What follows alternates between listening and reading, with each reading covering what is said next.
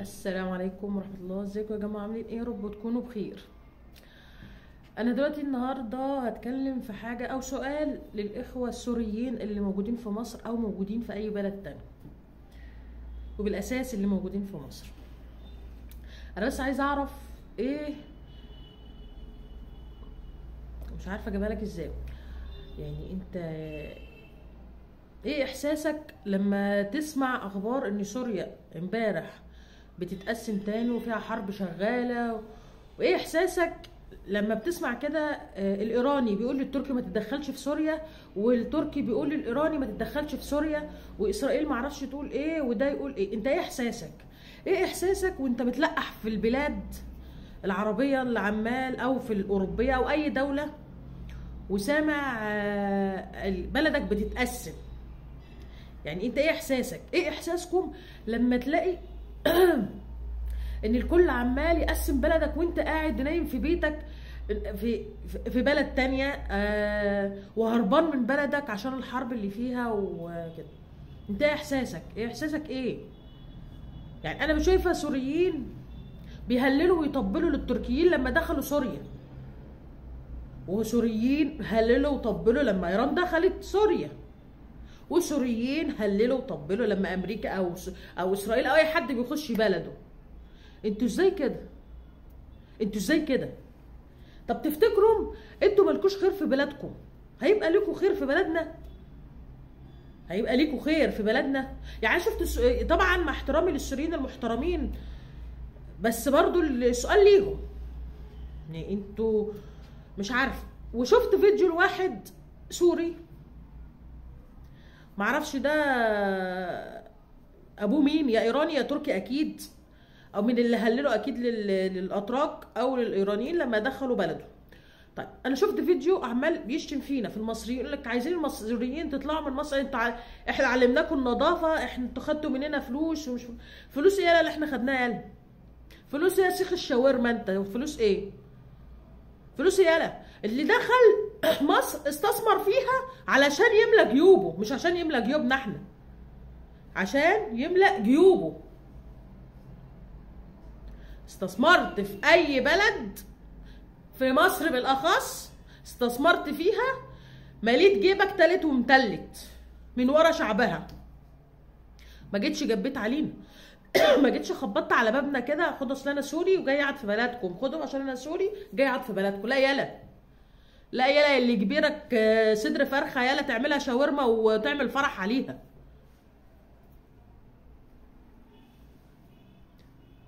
انت دخلت بفلوسك، عملت استثمار لنفسك. لو قفلت المحل بتاعك مش هيأثر فينا في اي حاجه.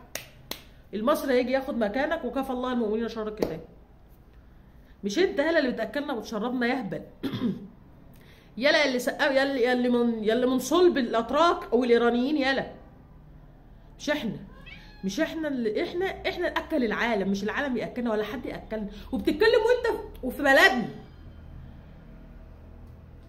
مع احترامي برضه للسوريين المحترمين، عشان انا مش عايزه اغلط في كل ولا عم، بس برضه سؤالي ليهم، بتحسوا بايه لما تلاقوا التركي بيتخانق على بلدكم والايراني بيتخانق على بلدكم؟ بتحسوا بايه؟ بتحسوا بايه لما هللتم للاتراك وهم داخلين بلدكم يحتلوها ولا يخربوها ولا يهببوها على دماغكم؟ تحسوا بايه؟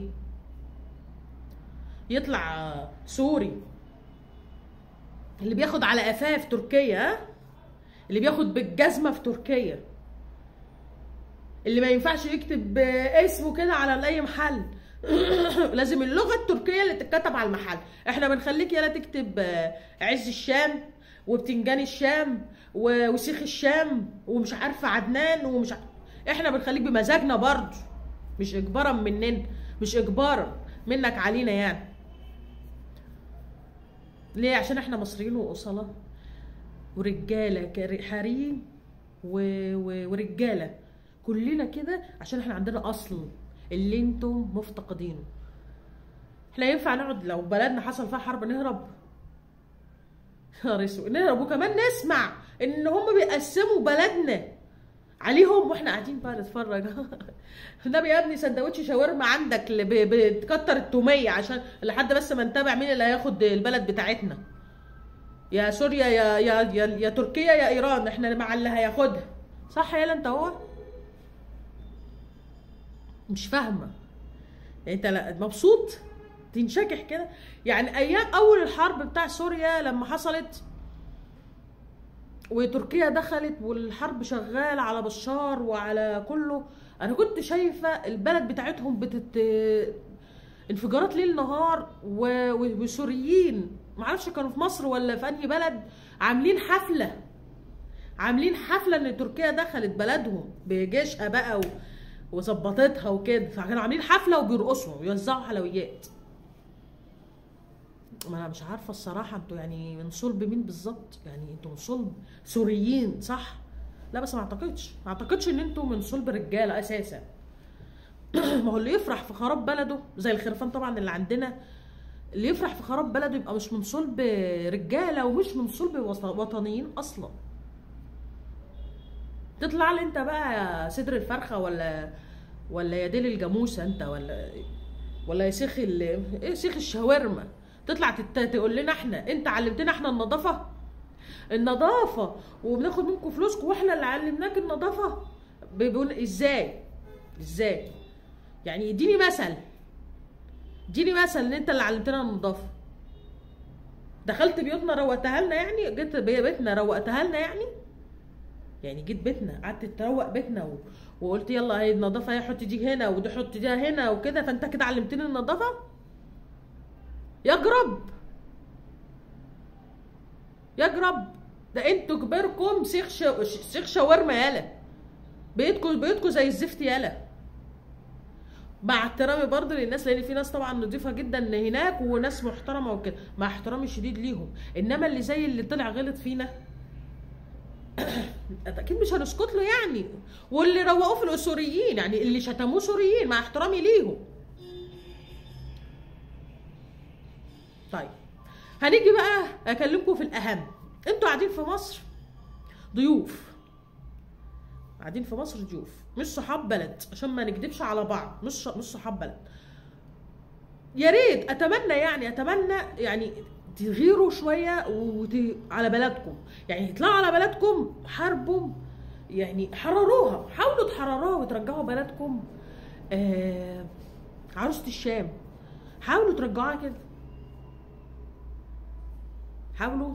كده. انا مش لما امبارح شفت الخبر اللي هو بتاع ايران بيهدد رئيس تركيا انه ما يخشش في سوريا، انا كمصريه وبلدي ولله الحمد امن وامان وربنا يحميها اكتر ما محميه. انقهرت من جوايا ان ازاي يعني انا حطيت وداني مكان الودان السوري، بس الصراحه وداني ما رفضت اللي انتوا موافقين عليه. يعني وداني صارت من اللي سمعته. السوري لما يسمع الخبر ده عمل ايه؟ ولا حاجه. طلع شتم في المصريين اسياده، المصريين اللي علموك يلا تشتغل، المصريين اللي علموك النظافه، المصريين اللي دخلوا في جيبك فلوس، المصريين اللي فتحوا بلدهم ليك، المصريين اللي فتحوا بيوتهم ليك ومستشفياتهم ومدارسهم. المصريين يلا لما بتقول لهم ده انا سوري بيقول لك خد، عشان انت سوري هربان من بلدك وبلدك فيها حرب، فاحنا اللي وقفنا معاك.